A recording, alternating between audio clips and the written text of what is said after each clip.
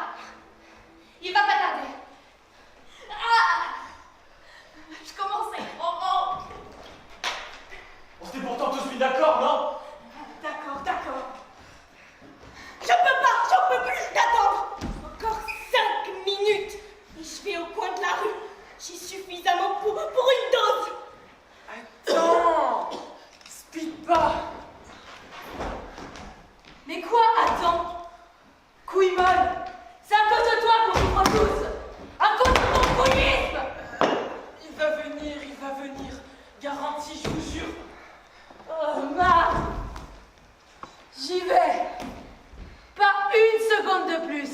Ta gueule! Ta gueule! C'est déjà assez pénible comme ça, pas besoin de tes hurlements!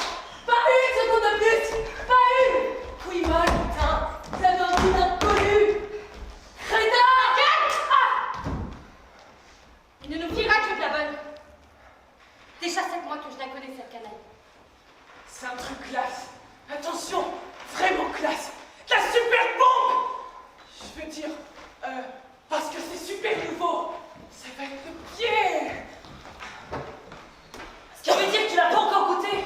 Non mais comment tu peux savoir? Ah, super. Croire aux paroles dans notre complexe, contradictoire époque, c'est pour le moins léger. Écoutez, pas que je panique, il faut bien qu'on réfléchisse.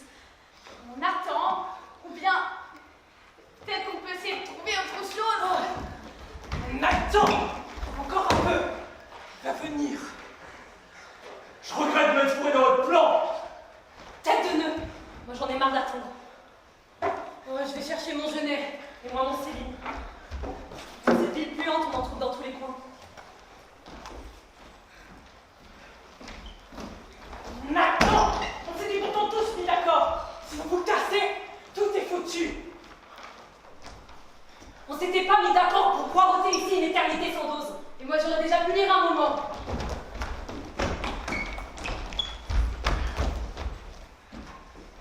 J'arrive pas à comprendre pourquoi les camés à Céline, à Genet et à Sartre sont aussi nerveux. C'est pas ton affaire, Bouillon. Laisse-moi te donner un bon conseil avant que tu sois cramé jusqu'au dernier nerf. Abandonne Céline. Accroche-toi à Faulkner. Tu peux te le foutre au cul, ton Faulkner.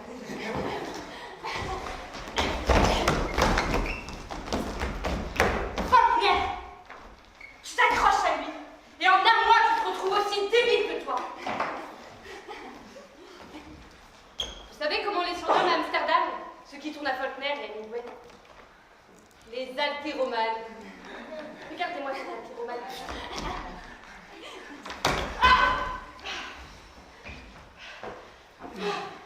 Laissez-moi aller chercher une dose. J'y vais. Et vous n'avez qu'à être votre cul, les dealers. Vous pourrez lire jusqu'à en vomir. Laisse-moi passer. Il faut qu'on soit 12. Tu comprends ça? 12. Sinon ça marche pas. 12 et pas moins. C'est un truc collectif. 5e génération. La bombe. Vous allez me remercier après. J'ai longuement réfléchi. Oh, pas croyable, il lui arrive de réfléchir. Et voilà ce que j'ai décidé. Si le dealer n'est pas là dans 10 minutes... Dans 5, dans 4 minutes. Dans 2, putain, enculé de ta mère! Dans 10. Donc, s'il n'est pas là dans 10 minutes, toi, tu nous payes une dose à chacun, compris?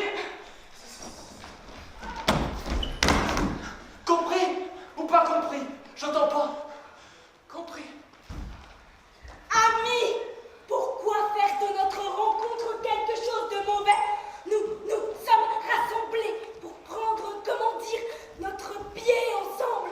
Attendons alors, calmement, pour tout voyez aboutir. Il faut s'aimer les uns les autres. Il s'est pensé à quoi, lui? Tolstoï. Oh, Tolstoï. Mais rien d'y penser, ça me donne la chair de poule. Que Dieu me protège. Ça ne t'a pas plu, ami? Pas plus. Tolstoï. Comment ça pourrait plaire? Il y a 3 ans de ça, un pote et moi, on a trouvé pas mal de blé. Alors on s'est pas mal défoncé à Zurich. D'abord du Céline, du Klosowski, du Beckett. Après des trucs un peu plus soft. Flaubert, Maupassant, Stendhal. Le lendemain, je me réveille, je me retrouve à Genève. Genève, ça n'a rien à voir avec Zurich. À Genève, pas besoin de la chercher, la diversité. Je marche dans les rues et je tombe sur un groupe de blacks. Je demande au premier du Kafka, du Joyce. Au deuxième, du Kafka, du Joyce. Au troisième, du Kafka, du Joyce, du Thomas Mann. Mais comment sortir du manque? Du Kafka. Je demande au dernier. Du Kafka, du Joyce, du Tolstoï, il dit. C'est quoi, je demande. De la bombe, il dit. J'en prends. Au début, rien de bien spécial. Un peu comme du Dickens. Ou du Flaubert avec du Thackeray. Et puis, bon. Bon, mais... Oh, mais vraiment bon. Un kiff fort. Oh là, une putain de puissance. Mais après, l'horreur. Mais vraiment, l'horreur. Même Simone de Beauvoir ne m'a pas fait autant de mal que Tolstoï. Je me retrouve à quatre pattes dans les rues. Je trouve un peu de Kafka. Ça va un poil mieux. Je file à Londres. Et puis là, le bon vieux cocktail des familles. Un peu de Huxley, un peu de Boccace, et je m'en suis tirée sain et sauf. Il devait être coupé à mort, l'ami. Pur, il est pire encore. Exact. Quoique, Thomas Mann va guère mieux enfermé. Après, j'avais un mal de fois carabiné. Mélanger moitié-moitié avec du Carls, ça carbure pas mal. Oh, tu sais, avec Carl, c'est tout qui carbure. Même Gorky. Qui c'est qui parle de Gorky ici? Moi, pourquoi? Ne parlez pas de cette merde en ma présence. J'y suis resté accroché pendant 6 mois. Pourquoi? Je t'ai fauché, pour ça je tournais à la merde. Je te plains. Tu sais pas à croire Tchekhov, toi? À Nabokov. Nabokov. C'est super cher, ça. J'ai les moyens. Et avec quoi tu atterris? La descente est compliquée. D'abord une demi-dose de bonine. Ensuite demi-dose de Bélède. Et pour finir, un quart de Joyce. Nabokov, super cher. Méga cher. Attends. Pour une dose de Nabokov, tu peux t'acheter 8 doses de Rob Grillet, 18 doses de Nathalie Sarraute. Vas-y, je sais même pas combien de Simone de Beauvoir. Vous savez, c'est le mieux, c'est Faulkner. Vous savez comment on s'en sort? Avec du Faulkner. Qu'est-ce que vous voulez? Ouais, c'est ça. Nique ta mère. Enculé de porc. Si je suis dans cette vie, c'est devenu un sacré problème. Un putain de problème. Une rafle? J'ai que ça. Qu'est-ce qui peut être pire qu'une rafle? 24 heures de garde à vue sans la moindre pause. Je suis jamais en retard pour mes clients. Jamais. Je suis descendu de chez moi à l'heure, moins le quart.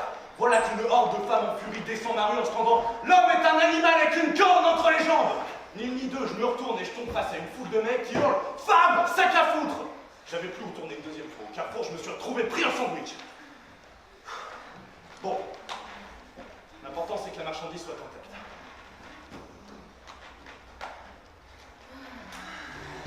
Dégage. Il y a 4 nouveautés. Première. Edgar Allan Poe. C'est de la bombe. Et la descente est compliquée par Sholokov et Solzhenitsyn. Oh, rien au monde. Second. Alexandre Dumas. Le pied. Doux, mais non. C'est calculé pour. Vous êtes combien? 12. Nous sommes 12. 12. Oui, 12. Les autres ont eu des difficultés financières. Pourquoi vous restez muets comme des cartes? 12. Mais c'est calculé pour 14 que vous avez commandé. Alexandre Dumas est commandé pour 14. Rabelais pour 36. Platonov pour 45. 12. J'ai rien entendu. Ah si. Voilà ce que j'ai pour vous. Dostoïevski. Dostoïevski? C'est quoi? Le dernier arrivé sur le marché. Une vraie bombe. En plus, la descente est facile. Par Ramson. Et pour le prix, Et standard. Non mais au pire, on peut aller chacun chercher son truc, non? Mais tant que tu perso, t'auras toujours l'occasion. C'est pour ça qu'on s'est mis ensemble, non? Ouais, mais qui sait ce que c'est, Dostoïevski? C'est peut-être de la merde, du genre Gorky.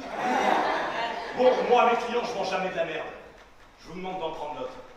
Soit vous prenez, soit je me casse. J'ai d'autres livraisons assurées. alors, on prend. Alors, on prend Dostoïevski. Vous verrez. Une fois que vous l'aurez lu, vous me courrez après pour une deuxième dose. Et vous me direz merci.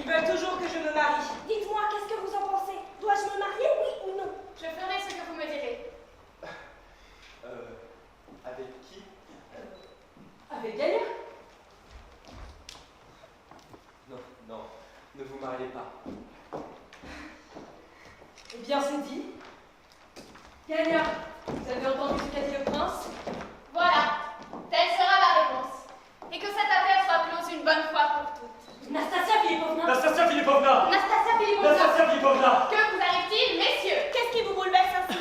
Quelle tête vous êtes en train de faire? Mais souvenez-vous, Nastasia Filipovna, vous aviez fait une promesse, et tout à fait volontaire. Finir cette conversation de cette façon-là, c'est pas sérieux. Moi, messieurs, je voulais raconter mon histoire. Et je l'ai racontée. Vous ne la trouvez pas amusante? Vous avez entendu? J'ai dit au prince, je ferai ce que vous me direz. S'il avait dit oui, j'aurais accepté. Mais il a dit non, et j'ai refusé. Toute ma vie n'a tenu qu'à un fil. Qu'y avait-il de plus sérieux? Mais le prince! Pourquoi le prince? Le prince, ce qu'il a, c'est qu'il est le premier de toute ma vie en qui j'ai cru comme à un homme réellement dévoué. Lui, il a cru en moi dès le premier regard. Et moi aussi, je crois en lui. Eh bien moi, il ne me reste plus qu'à remercier Nastasia Filipovna pour cette extrême délicatesse avec laquelle elle a agi envers moi. C'est ainsi que cela devait se passer, bien sûr. Mais le prince dans cette histoire, Il lorgne les 75 000, c'est ça? C'est ça que vous vouliez dire. Ne niez pas, c'est exactement ce que vous voulez dire. Oh, mais il n'y aura donc personne parmi nous pour la mettre au dehors, c'est débauché! C'est moi la débauchée, c'est moi la débauchée! C'est moi la débauchée. Voilà comme votre sœur me traite, Gagna. qu'est-ce que tu as fait? Quoi? Qu'est-ce que j'ai fait? Hein? Je ne vais quand même pas lui demander pardon, j'espère. Ah, ça, c'est une jeune fille. Bravo. Assez, ça suffit! Tu te trouveras donc toujours sur mon chemin?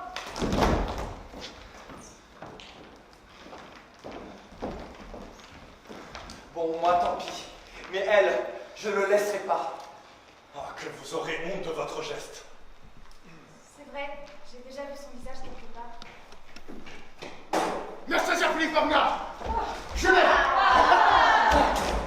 Et voilà le dénouement. Pas trop tôt, 11h30. Qu'est-ce que c'est? 100 000. Il a tenu parole quand même. Ça, messieurs, c'est 100 000. Dans ce paquet sale. Lui, tout à l'heure, il a crié comme un fou qu'il me rapporterait 100 000 pour ce soir. Et moi, tout ce temps, je l'attendais. C'est lui qui me marchandait. Il a commencé à 18 000, puis d'un seul coup, il est monté à 40, et puis il est passé à 100. Cela, il a tenu parole quand même. Hein. Regardez comment il est pâle. Il m'estime à 100 000. Gagna, je vois que tu m'en veux toujours. Mais tu voulais vraiment me faire rentrer dans ta famille? Moi, une fille à Rogojine? Le prince, qu'est-ce qu'il a dit tout à l'heure? Je n'ai pas dit que vous étiez à Rogojine. Vous n'êtes pas à Rogojine. Mais comment est-ce que tu pouvais me prendre? Si tu savais que le général m'offrait des perles comme ça, la veille de ton mariage, et que moi, je les prenais. Et Rogojine dit, il est venu chez toi, devant ta mère, ta sœur, pour me marchander. Et toi, après tout ça, tu viens quand même au mariage? Et en plus, tu amènes ta sœur? Mais mon Dieu, laissez-moi sortir d'ici. Rogojine, il irait à plat ventre jusqu'à Vassilievski pour 3 roubles? Ouais, sûr. Si tu mourrais de faim encore. Mais on te paye bien ce qu'on dit. Et puis, en plus de toute la honte, faire rentrer chez toi une femme que l'on déteste. Parce que tu me détestes. Je le sais. Non, non, non, je suis sûre. Un type comme lui, il vous égorgerait pour de l'argent. Une telle soif d'argent qu'il les possède. Tous, aujourd'hui. Ils sont comme enragés. Non, je serais mieux loin de vous tous. À la rue. À ma vraie place. Ou alors demain matin, aller me débaucher avec Rogojine, ou me placer comme un chef. Parce que je n'ai rien à moi. Tout est à eux. Et qui voudra me prendre, hein? Demandez à Gagna, tiens, il me prendra. Mais même les BDF ne me prendra pas. Les BDF, il ne vous prendra pas, peut-être, Nastasia Filipovna. Je vous le dis comme je le pense. Mais le prince, il vous prendra. C'est vrai. C'est vrai. Vous me prendrez comme je suis. Sans rien. Oui, Nastasia Filipovna. Voilà un autre. Un bienfaiteur. Et avec quoi tu vivras, si Si tu m'aimes tellement que tu me prends moi, une à Rogojine. Je vous prends honnête. Pas comme une fille à Rogojine. Moi, je suis honnête. Oui, Mais ça, mais tu l'as lu dans les romans. Ça, mon prince, c'est des vieux délires. Le monde, il a dépassé ça. C'est des sornettes. Puis, comment tu irais te marier quand c'est toi-même qui as encore besoin d'une nourrice? je n'ai peut-être rien vu. Et je ne connais rien. Vous avez raison, Nastasia Philippovna. Mais je penserais que c'est vous qui me faites cet honneur. Et non pas moi. Moi, je ne suis rien. Vous avez souffert, et d'un enfer pareil, vous êtes sorti pur. Je vous aime, Nastasia Philippovna. Je mourrai pour vous. Je ne laisserai personne dire un seul mot sur vous. Si nous n'avons pas d'argent, je travaillerai, Nastasia Philippovna. J'en supplie, sortez-moi d'ici. Mais peut-être nous ne sommes pas pauvres, mais très riches. Cela, évidemment, je n'en suis pas sûr. Mais j'ai reçu en Suisse une lettre de Moscou d'un certain monsieur Salaskin qui m'annonce que, soi-disant, j'ai fait un très gros héritage. Cette lettre, la voici. Vous avez dit Salaskin? C'est un homme très connu dans son milieu, et si c'est lui qui vous l'annonce, vous pouvez tout à fait lui faire confiance. Par bonheur, je connais son écriture, j'ai traité avec lui il y a peu. Si vous me permettez de jeter un petit coup d'œil à cette lettre. Merci.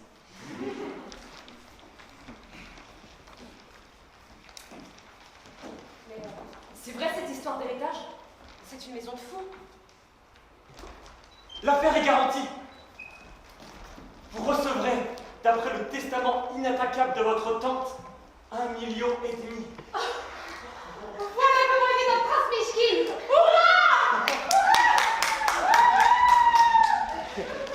Moi, hier, je t'ai prêté 25 roubles, une fantasmagorie. Je t'en supplie, sors-moi d'ici. Laisse-moi. Donnez-lui de l'eau.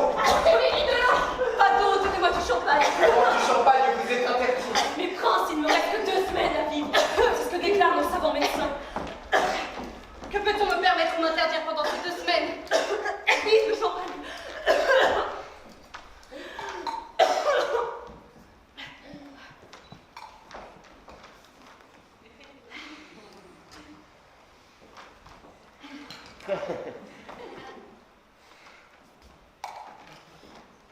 Prince, je vous félicite. Donc c'est vrai. Princesse. Un coup de théâtre. Mais prince, reprenez vos esprits. Non, Gagna. Tu as entendu? Je suis princesse maintenant. Et le prince, il me défendra toujours. Et qu'est-ce que vous en pensez, hein? Combien est-ce que ça rapporte un mari comme celui-là? 1,5 million. Et prince, en plus. Et à ce qu'on dit, idiot pour couronner. Ben, c'est là qu'elle commence vraiment la vraie vie. Qu'est-ce qu'on peut rêver de mieux? Tiens, Rogojine, reprends-le ton paquet. C'est moi qui suis plus riche que toi. Renonce. Renonce. Non mais pourquoi il devrait renoncer? Non mais il arrive, il pose l'argent sur la table. Le moujik, le prince, lui, il la prend comme épouse. Toi, tu es venu faire ta débauche. Moi aussi, j'apprends. J'apprends tout de suite, là, maintenant. Mais faites-le Je donne sortir. tout. Faites-le sortir. Cet ivrogne de moujik. Renonce. Je donne tout. Tout. Tu entends, prince? Voilà comment il marche dans ta fiancée. Il est ivre. Il vous aime très fort. Et qu'est-ce que tu diras, toi? Quand on te dira que ta fiancée, elle a failli partir avec un Rogojine. Vous aviez de la fièvre. Là encore, vous avez de la fièvre. C'est comme du délire. Et tu n'auras pas honte quand on te dira que ta femme, elle a été entretenue par un Totski? C'était malgré vous que vous étiez chez Totski. Et tu ne me feras jamais un reproche. Jamais. Fais attention, n'engage pas toute ta vie. Je viens de vous dire que c'est vous qui me feriez cet honneur et non moi qui vous le ferai. Quand je vous ai dit cela, vous avez eu comme un ricanement. Et j'ai entendu tout autour les gens aussi ont ri. Je me suis peut-être comporté et exprimé de façon ridicule. Mais j'ai toujours eu l'impression que je comprenais ce que c'était que l'honneur. Et j'ai dit la vérité. Il n'est pas possible que votre vie sombre à tout jamais. Qu'est-ce que cela fait que Rogojin soit venu chez vous et que Ganya ait voulu vous berner? Pourquoi y revenez-vous sans cesse? Je vous l'ai dit, ce que vous avez fait, bien peu en sont capables. Je vous le répète encore une fois. Tout à l'heure, quand j'ai vu votre portrait, c'est comme si j'avais reconnu un visage que je connaissais déjà. Et il m'a semblé même que c'est comme si vous m'aviez déjà appelé. Je vous respecterai toute la vie, Nastasia Filipovna. Un homme instruit mais perdu. Partons d'ici. Partons d'ici, je t'en prie. Je t'en prie en tant que sœur. Je t'ai dit, laisse-moi. Merci, prince. Personne ne m'avait jamais encore parlé comme ça. Tout le monde voulait m'acheter et personne de bien ne m'avait demandé en mariage. Ganya, que penses-tu de ce que le prince a dit? Ce n'est presque pas décent. Oh, Rogojin, attends avant de partir. Je viendrai avec toi encore, peut-être. Où est-ce que tu voulais m'emmener? À Ekateringof. À Ekateringof? Qu'est-ce qu'il vous arrive, Nastasia Filipovna? Vous êtes devenue folle. Quoi? Parce que vous avez vraiment cru? Moi, un bébé comme celui-là, j'irai le tuer? Non. Non, je laisse ça à Totski. C'est ça qu'il aime. Les bébés. On y va, Rogojin, prépare ta glace. C'est Sodome! Sodome! Nastasia Filipovna! Nastasia Filipovna! Non! Non! Prince, moi aussi j'ai ma fierté. Pas grave si je suis une débauchée. Tu viens de dire que j'étais une perfection. Elle est belle, ta perfection. Si bien que pour se faire flatter d'avoir craché sur 1,5 million le titre de prince, elle va dans un taudis. Pour être ton épouse encore après ça. Rogojin, prépare-toi, on y va. On y va. Et vous tout autour. Du vin! Ouais! Du vin! Oui, plus tard du vin, je vais boire. Et de la musique, il y en aura. Pour sûr.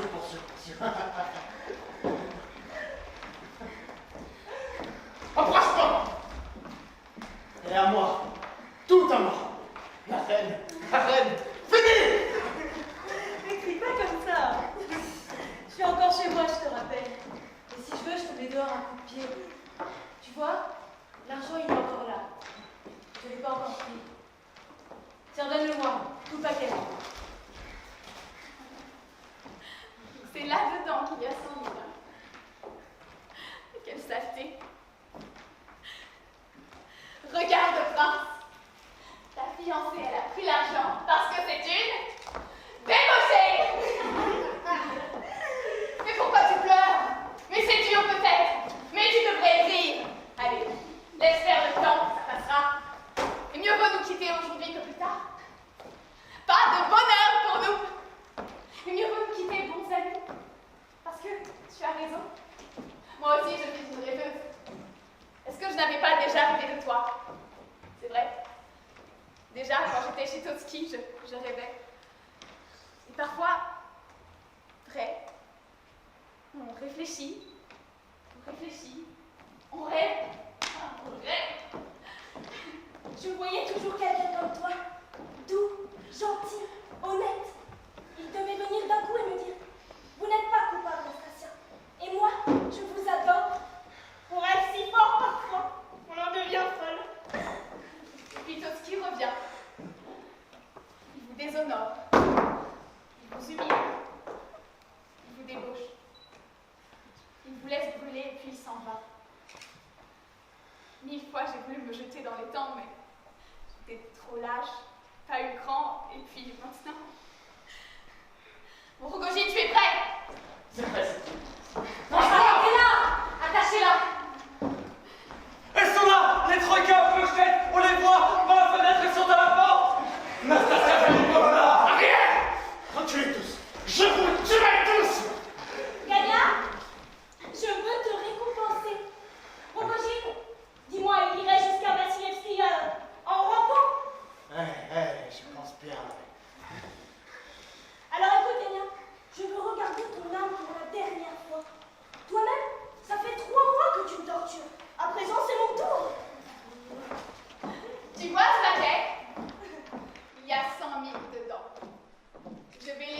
dans le feu, là, dans la cheminée, devant tout le monde est témoin. Et dès que le feu l'aura pris complètement, vas-y, dans le feu, mais seulement à main nue. Et les gants, tu les enlèves, et les manches, tu les retrousses, et tu ressors tout le paquet du feu. Tu le ressors, il est à toi. 100 000, à toi. Et moi, ton âme, je vais la regarder. Comment tu vas aller dans le feu chercher mon argent. Sans ça, tout brûle. Personne d'autre. Arrière. C'est mon argent. L'argent est à moi, Rogojine. À toi, ma reine. Alors arrière, tout le monde. Je fais ce que je veux. Ne gênez pas. Les vedettes attisent le feu. Ça servit pour là. Je ne peux pas.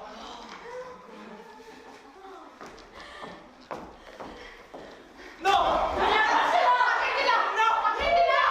Non. Oui, Nadia. Oui. Ça flambe!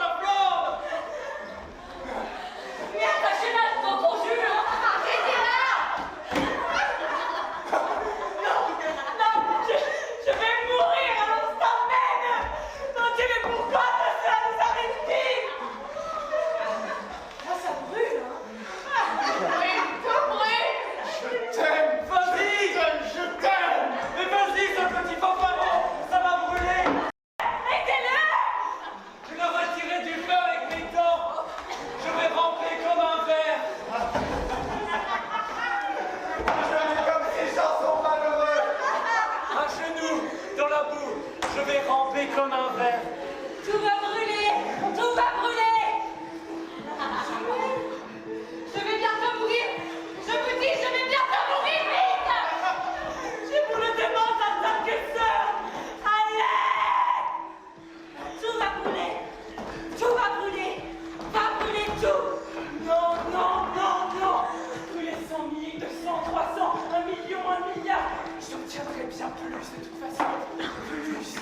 Plus. Comme ils sont malheureux tous. Mon Dieu, combien les gens sont malheureux. Il n'y a que l'amour d'une sœur qui soit éternel.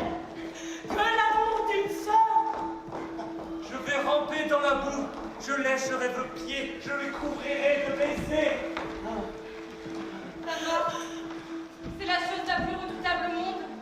Rien n'est plus redoutable que la mort. Il me reste que 2 semaines à vivre. Je vais tout brûler, tout l'argent. Je vais brûler les roubles, les dollars, les francs, les yens, les chinis. Je t'aime. Je t'aime. Toi qui es toutes les femmes du monde. Je les connais.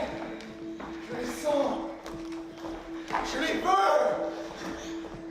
L'amour d'une sœur. Amour pur et saint. Il ne cherche pas de profit. Il est éternel. Et infini. La souffrance et la douleur. Entendez, entendez la souffrance et la douleur des orphelins et des misérables. Qu'un homme me jette une petite pièce, je m'enfouirai dans la boue.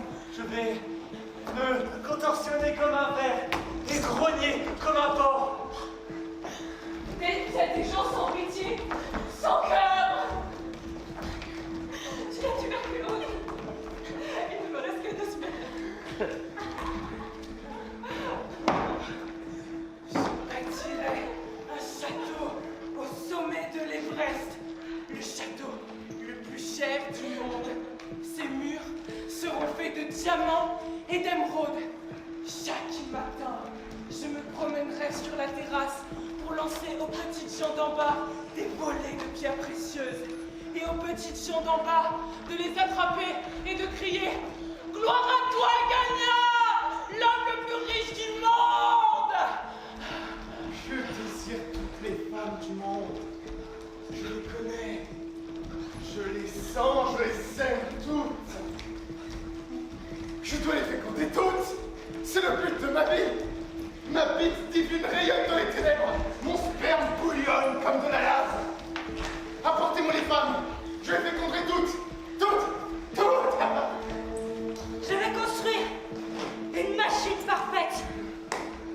Elle sera pareille à un géant d'acier. Elle va sillonner la terre et brûler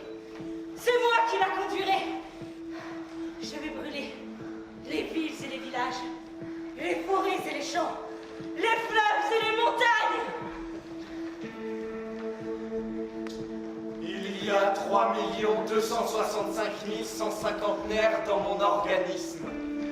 Qu'on attache à chacun de mes nerfs une corde de violon. Qu'on relie par ces 3 265 150 cordes de violon mon corps à chacun des points du monde. Que 3 265 150 enfants orphelins prennent 3 265 150 archers de violon et fassent vibrer les cordes. Oh, douleur du monde. Oh, la musique des souffrances. Oh, ces mains délicates d'enfant. Oh, mes nerfs tendus.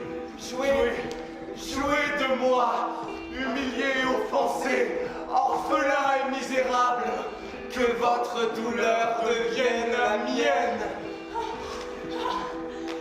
Je m'élèverai dans le ciel, à bord de mon vaisseau magnifique que j'aurais baptisé l'amour d'une sœur.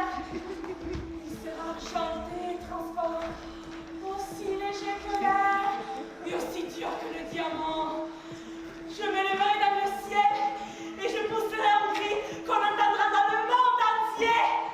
Mes sœurs bien-aimées, mes sœurs innocentes, mes sœurs, vous qui avez conservé dans vos cœurs l'amour désintéressé d'une sœur, venez à moi.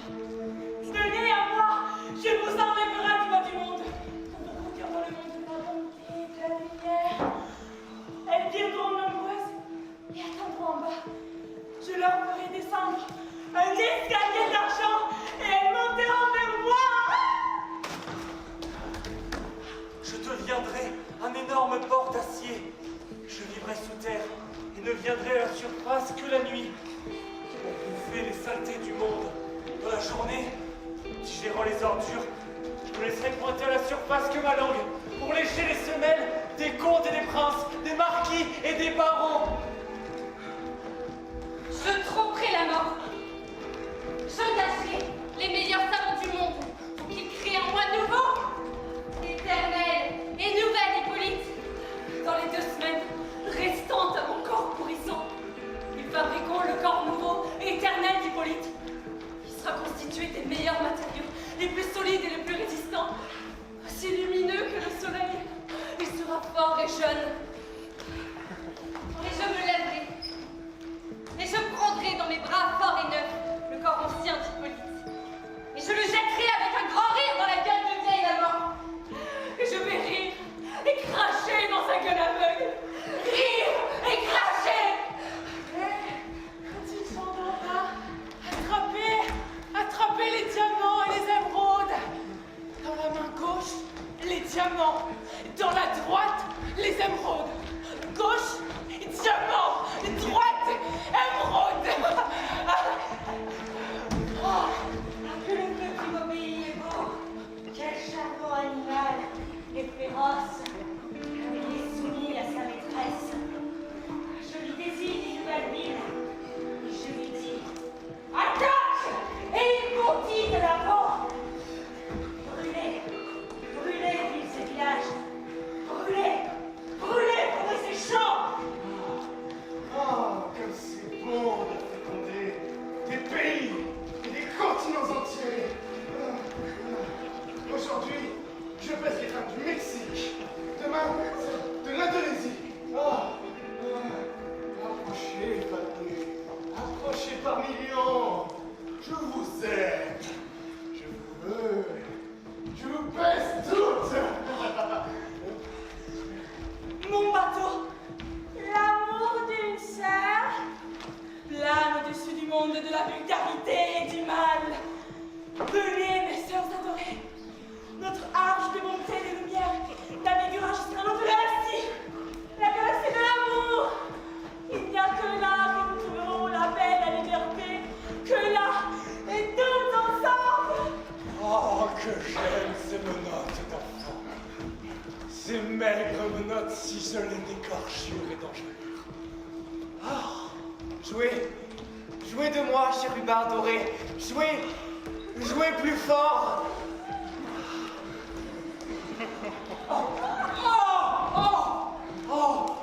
Oh, le fumée des poubelles dévoré sous la pleine lune. charges des villes, des cloaques industrielles, et l'intrigue des soldats. Tout ça trouverait une place dans ma bedaine d'acier.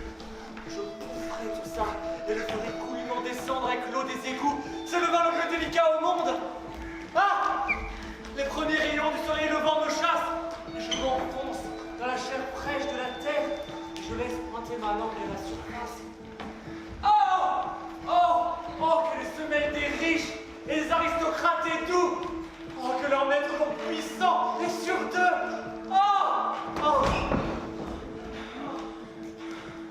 Dans la main gauche, les diamants. Dans la droite, les émeraudes. Dans la main gauche, les diamants. Dans la droite. Je n'imaginais pas que les pierres précieuses puissent tant peser. Oh là! Quelqu'un! Remplacez-moi! Remplacez-moi! Jetez à gauche les diamants, à droite les émeraudes. Mais ne mélangez pas! Voilà! Je n'entends pas les ovations! Plus fort! J'entends rien! Ah, quelle chaleur dans la cabine! Qu'est-ce que je brûle aujourd'hui? Rio de Janeiro! Combien de napalm me faut-il? 24 000 tonnes! Combien reste-t-il dans le réservoir? 4 000 tonnes! Qu'on fasse le plein! Et dites aux mécaniciens d'installer la clim dans la cabine! Vous avez 16 minutes! En avant! Oui, encore. Mais pas toutes en même temps. Pas toutes en même temps, mes petites chéries. Il faut de l'art dans tout, même dans l'amour. Aujourd'hui, je fais condamner seulement l'Angleterre. Mais pas toutes en même temps, je répète, pas toutes en même temps. Ne vous laissez pas doubler par les Irlandaises. Je pèserai l'Irlande demain. Oh, que c'est bon. Montez, sœurs adorées! Toutes sont les bienvenues à bord de mon large, l'amour d'une sœur! Pas de précipitation! Mon escalier est fait de pur argent 99 carats! Si vous brisez mon escalier d'argent, mes sœurs adorées, j'aurai des sérieuses difficultés financières! Jouez, malheureux enfants.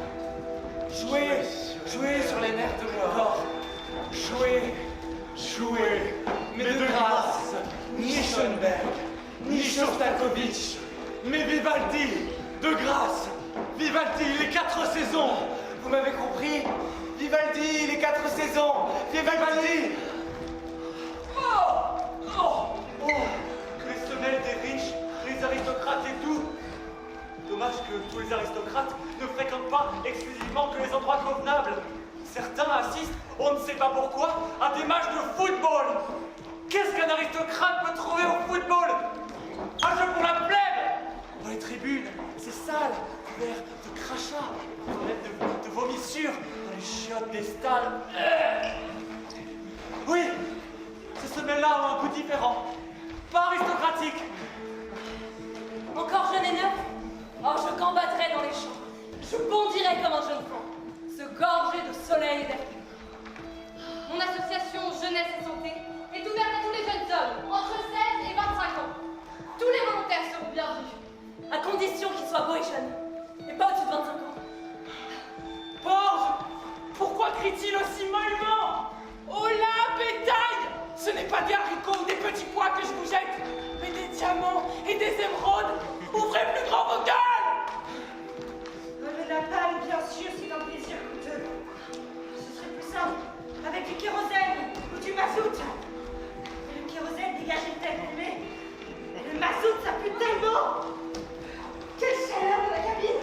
Heureusement que j'ai l'air conditionné.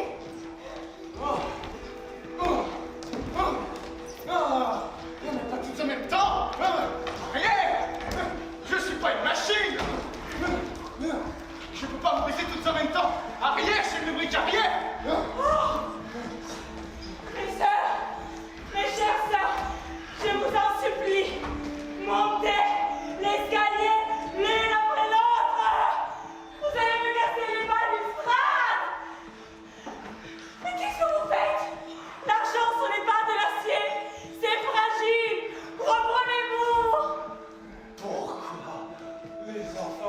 qu'il a ce point de talent?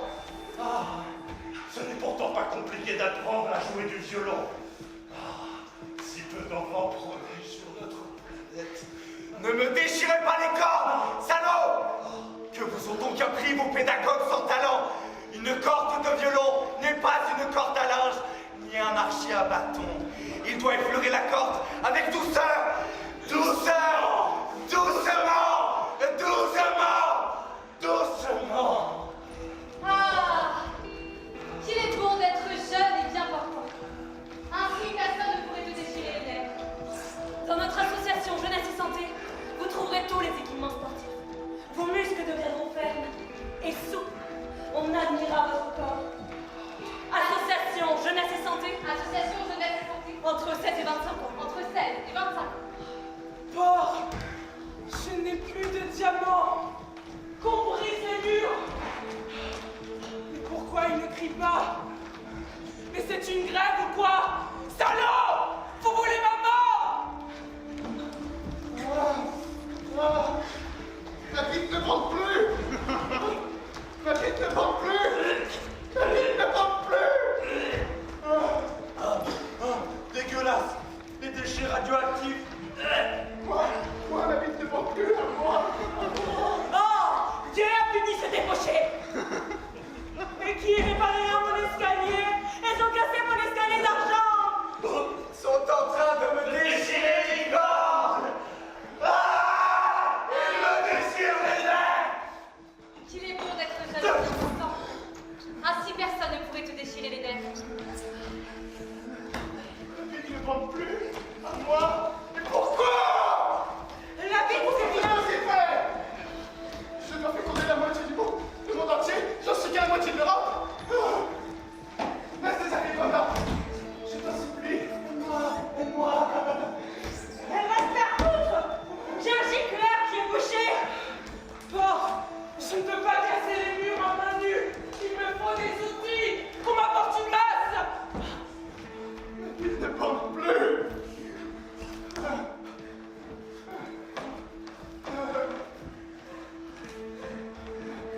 La bite, c'est rien! J'ai besoin d'une clé 48 par 120! Qui est une clé 48 par 120? Qu'on me repart l'escalier! Sans moi, je ne pourrai pas récupérer mes sœurs! Tu devrais dire ta bande de lesbiennes, ouais! L'arche de l'amour des sœurs, t'as un trou le plus malin! La santé, c'est la chose la plus importante dans la vie. Ils m'ont cassé 1,5 million de corps! Arrachez-leur les bras! Arrachez-leur les mains de mecs équipés! Mais qui me donnera cette clé? Je te trouverai la clé! Si tu parviens à me faire porter la vie! Je t'en supplie, tu m'as si douce! Va te faire foutre! Demande à Maria! Maria, je te demande comme un frère! L'escalier! L'escalier! Mon escalier! Mes cordes, ne me cassez pas les cordes! Oh, mais qu'on fasse taire cette harpe pleureuse. J'ai un business honnête à proposer.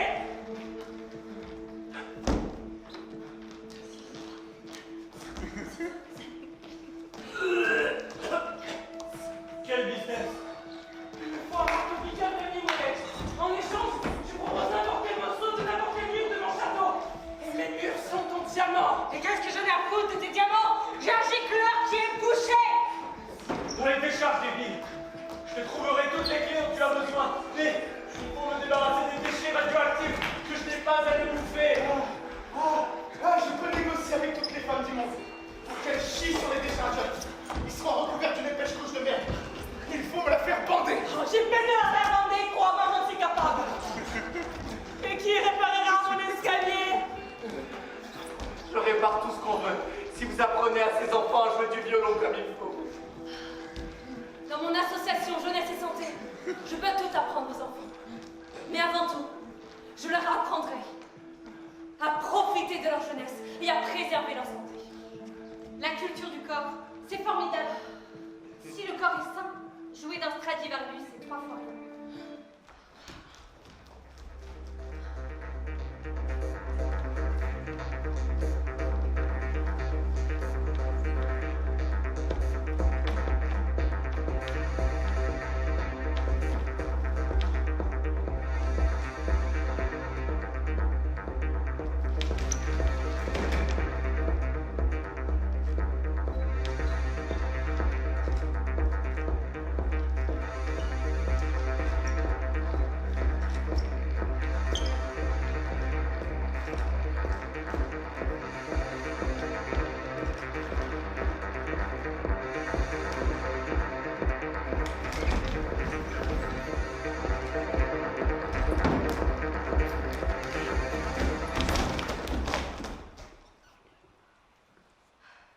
Qu'est-ce que c'était que ce bruit?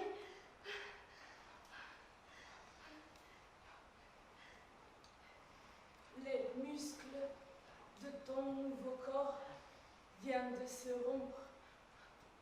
Mais pourquoi?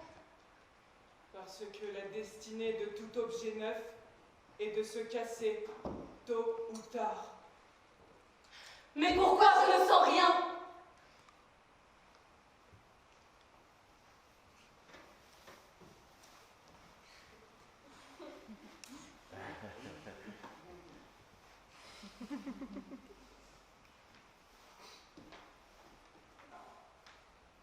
Et merde! Toujours la même chose. C'est la 3e fois. Oui, C'est la 3e fois, ça ne suffit pas. Tu veux essayer encore un coup? À ce rythme, on risque de se retrouver sans client. me suffit. Comme dirait mon chef, la phase expérimentale est close. On peut aujourd'hui affirmer avec certitude que Dostoïevski pur cause une mort certaine. Qu'est-ce qu'on peut faire?